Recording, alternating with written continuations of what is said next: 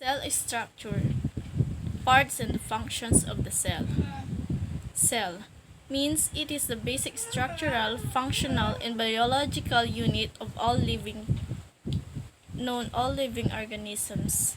There are two types of cell, the eukaryotic cell and prokaryotic cell. Eukaryotic cell means are cells that contain a nucleus and organelles are enclosed by a plasma membrane.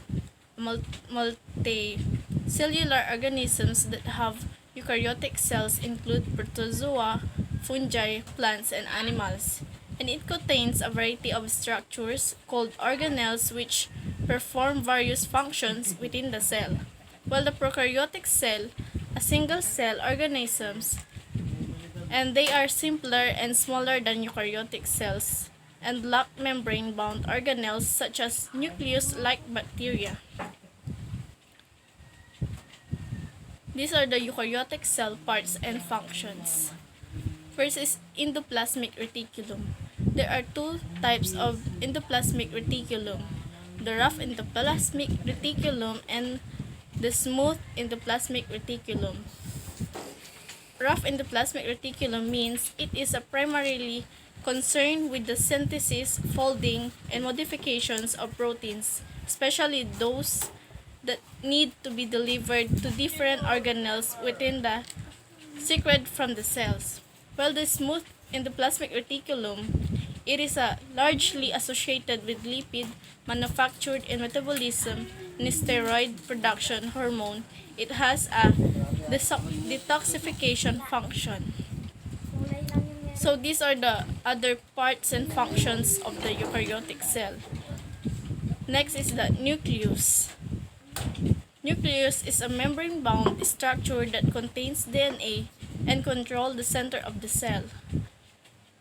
While its functions, the cell organelles that houses DNA and directs synthesis of ribosomes and proteins. Third is the Golgi apparatus. It is the only organelle in the cell that receives, sorts, modifies, concentrates, packs, and dispatches biochemicals for use inside and outside the cell. Its functions, it receives biochemicals and a bulk flow from the rough endoplasmic reticulum. Cell membrane or plasma. It is a boundary between the cell, its environments, its functions. It regulates what enters and exits of the cell. Microtubules are involved in mitosis, cell motility, intracellular transport, maintenance of cell shape, and keep organelles in place. While its functions is maintaining the structure of the cell and together with microfilaments and intermediate filaments that they form the cytoskeleton. Centrosomes. It is an organelle that is maintained place where cell microtubules are organized, and its functions was organizing the changes to the shape of the cell membrane that allow the membrane to pinch into during cell division. Ribosomes. It receives a site of biological protein synthesis. They link together specific amino acid to form polypeptides and they export this to the cytoplasm. Lysosomes are organelles that contain digestive enzymes. They digest excess burned out organelles, food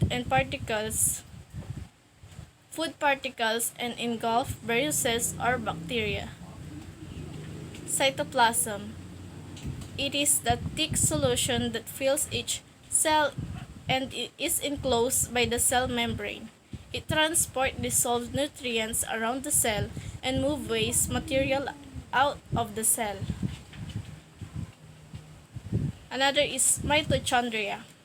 Mitochondria referred as the powerhouses of the cell. Its functions, they help turn the energy we take from food into energy that cell can use. Cilia are eyelashes-like structure microtubules based on organelles that project from the surface of cell and serve both motile and sensory functions. Its functions: cellular locomotion, movement of particles along extracellular surface of plasma membrane, and filtration. Another is the flagellum. Flagellum is a whip-like structure that acts primarily as an organelle of locomotion in the cell of many living organisms. Its functions was cellular locomotion.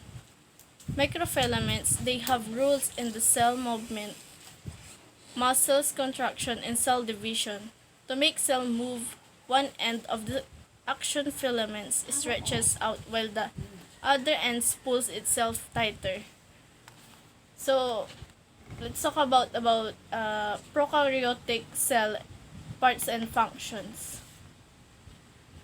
In prokaryotic cells parts and functions, one is the capsule. This additional outer covering protects the cell when it's engulfed by the other organisms, assists in retaining moisture, and helps the cell adhere to surfaces and nutrients. Its functions: source nutrients when nutrient supply slows in the cell. And the cell wall is an outer covering that protects the bacteria cell and gives it shape. It surrounds the plasma membrane, provides tensile strength and protections against mechanical and osmotic stress. Pili is hair-like structures on the surface of the cell that's attached to the other bacterial cells. It extends from the bacterial cell envelope for the distance. That's all. Thank you.